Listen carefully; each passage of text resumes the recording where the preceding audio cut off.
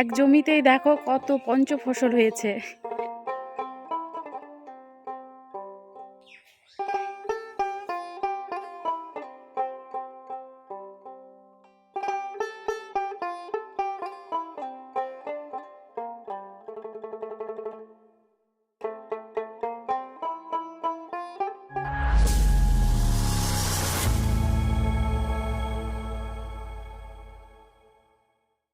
নমস্কার, আমি চন্দনা। আমার এই ছোট্ট চ্যানেলে সকলকে জানাই অনেক অনেক ওয়েলকাম।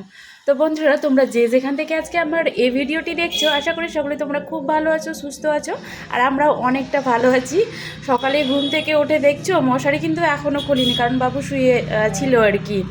তো বন্ধুরা, হঠাৎ করে আমি এখন মার বাড়িতে যাচ্ছি।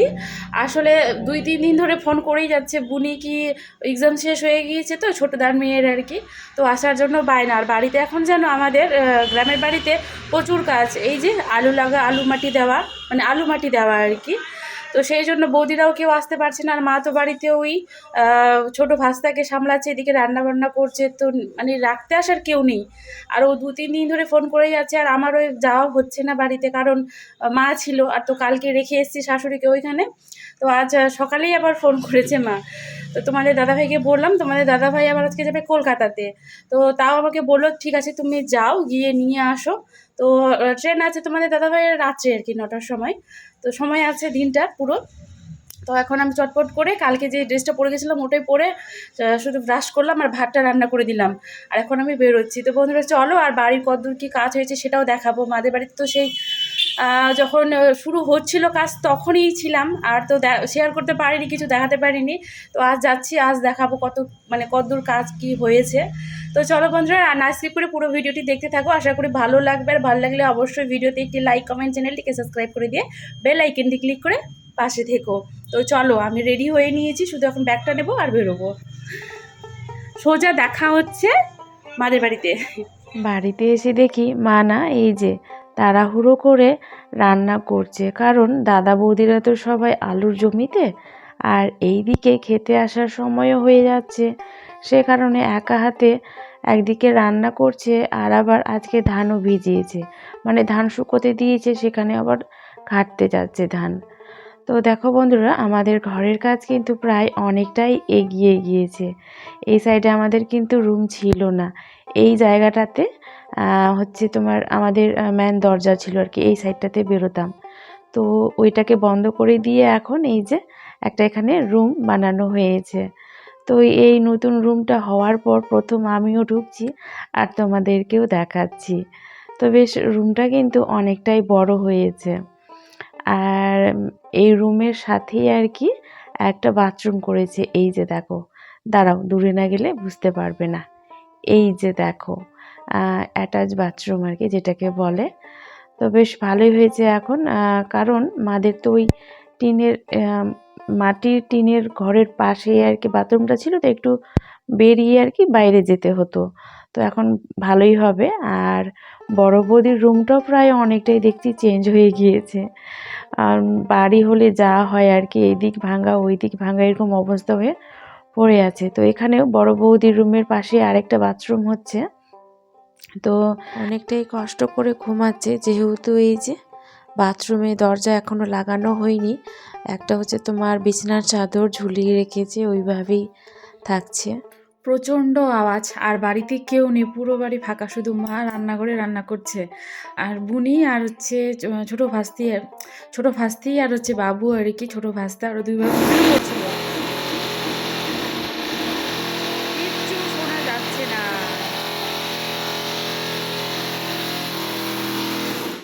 চলো তোমাদেরকে উপরটা ঘুরিয়ে নিয়ে আসি।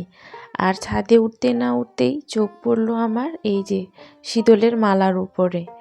এটা তো তোমরা আমার ভিডিওতে অনেকবারই দেখতে পেয়েছো, আমার শাশুড়ি মা বানায় কিন্তু হচ্ছে শুকটি মাছের শীতল। তো সেটাই পিসিদের বাড়িতে মানে পিসিদের বাড়ি থেকে নিয়ে এসছে মা। তো এই যে ঝুলিয়ে রেখেছে, যেহেতু শুকায়নি সেই কারণেই। আর এই যে রান্নাঘরটা দেখো বন্ধুরা, অনেকটাই প্রায় কমপ্লিট হয়ে গিয়েছে। তো রান্নাঘরটা বেশ কিন্তু বড়ই লাগছে। আর ওই যে পাশে আরেকটা রুম হবে, মোট উপরে 4টা রুম হবে। তো মিস্ত্রিও যেন আজকে আসেনি, একজনই শুধু এসে টুকটুক করে কাজ করছে। এরকম কাজ করলে কি হবে? মনে হচ্ছে আমার 1-2টা বছর লাগিয়ে দিবে মনে হয়। তাড়াতাড়ি করে করলে হয়তো এতদিন অনেকটাই কমপ্লিট হয়ে যেত। আর ওই যে পাশে আমাদের একটা ঘর তুলছে না, সেখানেও কিন্তু ছাদ ঢালাই হয়নি এতদিনেও।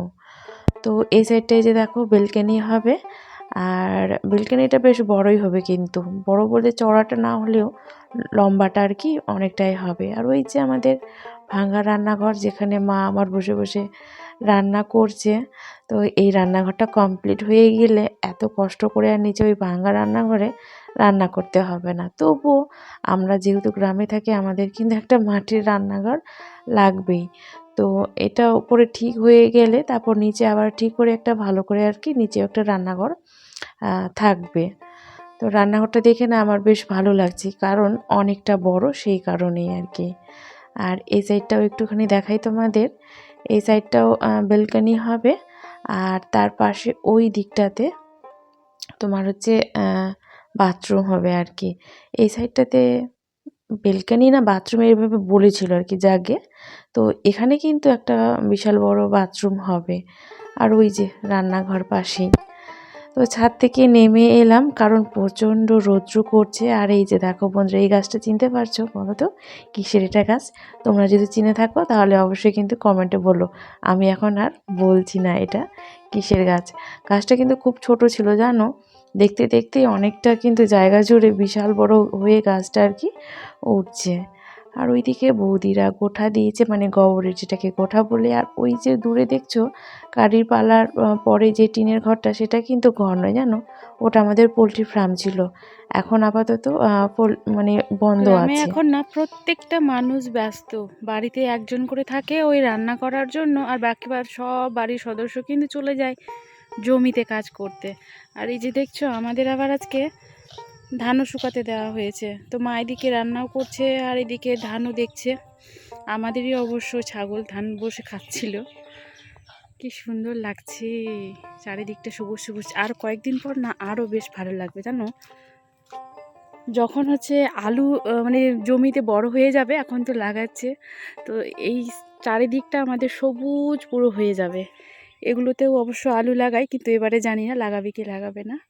ধান এই যে দেখো বেঁধে রাখা হয়েছে, এখনও জমি থেকে নিয়ে যাওয়া হয়নি। আর আমাদের এই যে রসুন, তারপর পেঁয়াজ একটা জমিতে, টমেটো, বেগুন ওই সাইডে আছে দেখো। তার মধ্যে জায়গায় জায়গায় আবার এই যে এখানে যেমন ধনে, মানে ধনে পাতা আর কি, ধনে গাছ লাগানো হয়েছে।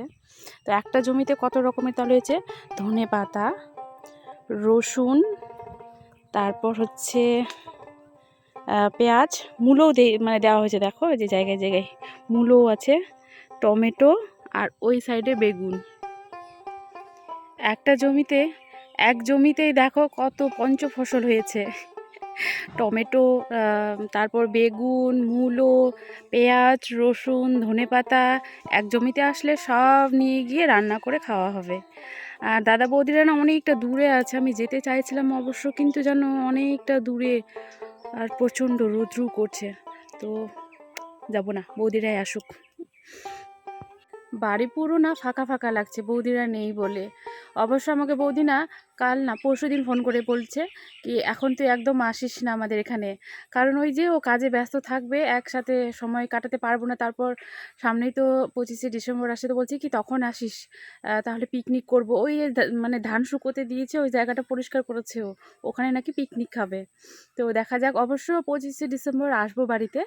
কাল হচ্ছে বাবুর স্কুলে খেলা আছে, খেলাটা কমপ্লিট হয়ে গিয়ে বুনিকে কয়েকটা দিন রাখবো ওখানে, তারপর একসাথে সবাই মিলে চলে আসবো। আর তোমাদের দাদাভাইও কলকাতা থেকে চলে আসবে, তাহলে বেশ আর কি ভালো হবে, একসাথে সবাই মিলে আসতে পারবো। আর মা না অনেকটাই ব্যস্ত, তো আমি এদিক ওদিক ঘুরে বেড়াচ্ছি, জমি দেখে বেড়াচ্ছি আর কি। আর যেতে চাইছিলাম দাদাদের ওইখানে, যে বৌদিরা দাদারা কাজ করছে, কিন্তু যাব না, কারণ জানো অনেকটা দূরে, সেই শেষ মাথাতে, ওখান থেকে মানে গিয়ে আবার আসতে হবে, আর প্রচণ্ড রৌদ্র করছে, তো যাব না, আসুক দাদা বৌদিরাই। আর চলে আসবে অবশ্য, কারণ দুপুরবেলা তো খাওয়ার সময় হয়ে গিয়েছে, এসে খাওয়া দাওয়া করে যেন আবার বেরোবে, আবার যাবে সেই মানে রাত দিন এভাবে কাজ হতেই থাকে। একজন আসছে, কে জানি না।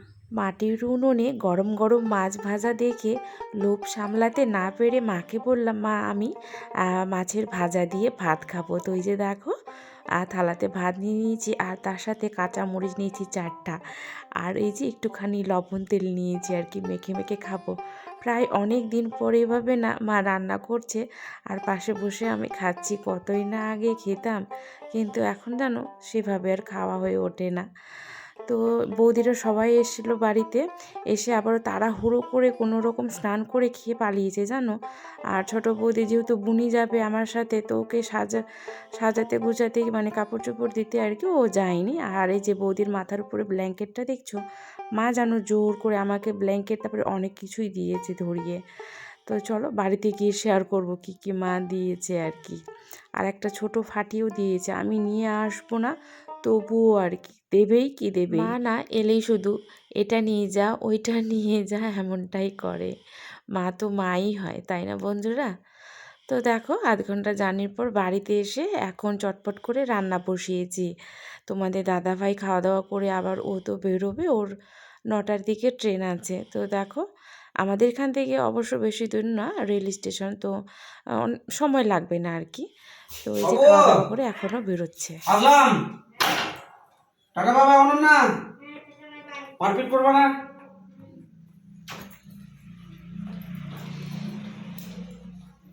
আমাদের এই সাইডটা জানো একটুখানি এখন রাত্রি হয়ে গেলে, যেমন 8টা 8:30 হলেই আর টোটো ওটোর দেখা পাওয়া যায় না। তো ঠান্ডার কারণে নাকি জানি না, আমরা তো এখানে প্রথম। তো আজকে অবশ্য তোমাদের দাদাভাইয়ের কপালটা ভালো ছিল, ভাবছিল পাবো কি পাবো না। তো পরপর এই যে 2খানা টোটো আর কি, তো বেশ খুব ভালোই তাড়াহুড়ো হয়েছে গো। করে তোমাদের দাদাভাই গেল, আর এখন আমরা খাওয়া দাওয়া করব। বাবুকে পড়তে বসাতে হবে, আবার কালকে বাবুর স্কুলে খেলা হবে। তো চলো আমরাও খেয়ে নিই, আর আজকের মতো তাহলে ভিডিওটি আমি এখানেই শেষ করব। আবারও একটি নতুন ভিডিও নিয়ে আসবো, ততক্ষণের জন্য সকলে তোমরা খুব ভালো থেকো, সুস্থ থেকো, আর অল টাইম হ্যাপি থেকো। আর আমাদের এখানে জানো এক ফোঁটাও ঠান্ডা নিয়ে আজকে, তাও তোমাদের দাদাভাই ওই যে ট্রেনে শুবে বলে ও জ্যাকেটটা পরেই গেল, বলছে এটা পরে শুলেই হয়ে যাবে।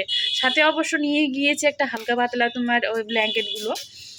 তো আর সত্যি আজকে একদমই মানে অতটা ঠান্ডা নেই আমাদের এখানে। তো তাহলে বন্ধুরা বাই বাই, দেখা হচ্ছে পরের ভিডিওতে। পরের ভিডিওতে বলতে কালকের ভিডিওতে। কালকে অবশ্য মা, তারপর শাশুড়ি মা আর যা আসার কথা আছে বাবুর খেলার দেখতে।